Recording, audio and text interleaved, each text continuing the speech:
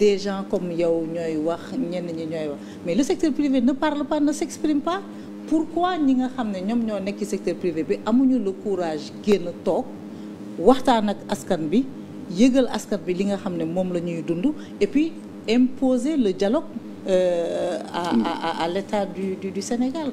Mais ku ci nekk yaa ngi noppi ko woo mu ne la dafa metti mais personne ne parle, personne n'ose prendre la parole. li nga wax mooy dëgg may mun a te nag secteur privé boobu dama jàpp ne ñoom dañu war a am ay raisons d'être fiers dafa am ñi nga xam ne ba ñuy am teraanga di liggéey booba tey ñi nga xam ne ñoo yor nguur gi juddoo gu ñu woon tekk ci dëkk bi am fa lu ñu fi def créer fi des centaines ou des milliers d'emplois di liggéey daan seen doole di faj di taxaw ay population ci réew mi kon kooku waroo am benn complexe vis-à-vis de qui que ce soit li sa ay droit da nga ko war a dox réew mi ñun ñoo ko bokk. Tu te rappelles le secteur privé du temps de Wade? Mais quand les Kama ont imposé des réformes, se sont imposés ba Ablaye Wade di leen jël en compte CPI bi. même le problème qui se pose moo di que les gens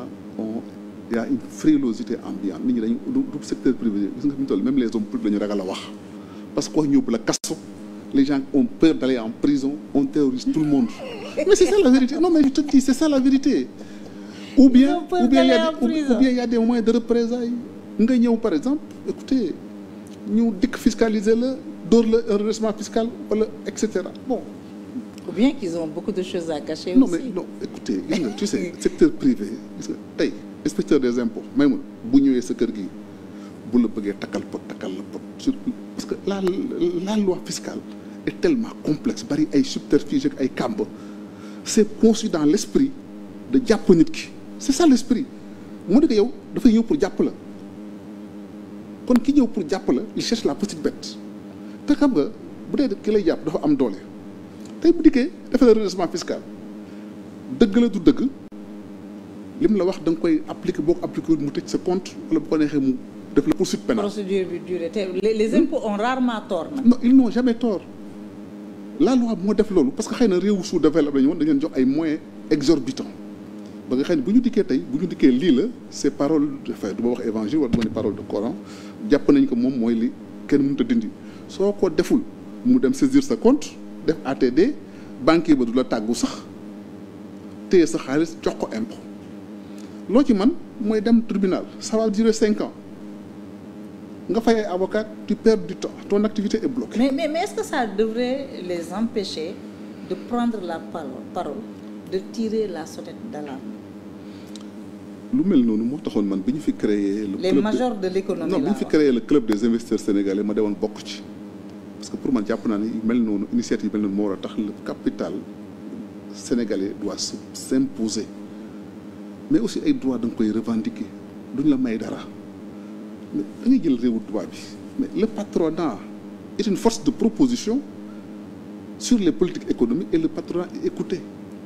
et le patronat day tëgg sur la table. mais encore dafay impulser des réformes. mais des réformes di inspirer des lois. mais justement en France, c'était ça l'intérêt du club des investisseurs sénégalais il y avait une volonté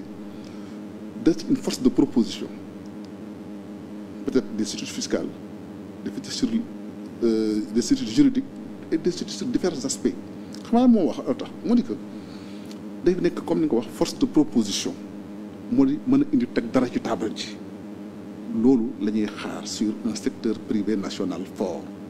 mais ce secteur privé national là fort day am accompagnement de l'État gis nga tey boo gisee par exemple tout dans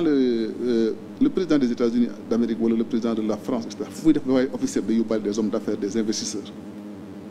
pour leur trouver des marchés tey le chef de l'État français mooy dem négocier des marchés pour Dassault Aviation ou bien pour Bouygues wala pour Bolloré wala pour keneen il y a pas de complexe à le faire Trump dafa demoon temps yële si dans les Émirats mais il a négocié des contrats pour les industries d'armement et les industries aéronavales et les compagnies et Boeing ak yooyu c'est que parce que loolu mooy rôle État mooy accompagner secteur privé bi guider ko mais tey boo dikkee te aussi kooku ça aussi c'est un problème de mentalité boo amul mentalité nangu la propriété privée